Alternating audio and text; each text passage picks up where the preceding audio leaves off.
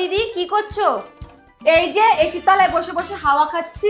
আমি জানি তুমি আমার থেকে 200 টাকা পাবো বলে এমন কথা বলছো, কিন্তু কি করব বলো, সরকার এমন নিয়ম করে দিয়েছে টাকা পয়সা যা আসে সব বরের ফোনেই আসে আর ফোন থেকেই সব খরচ হয়ে যায়, একদম আমদানি হয় না গো।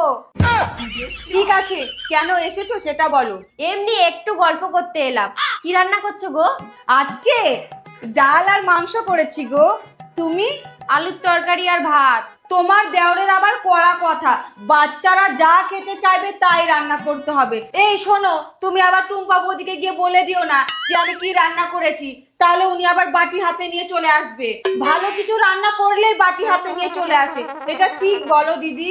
ছি, এরকম কেউ করে? আচ্ছা আমি আসছি।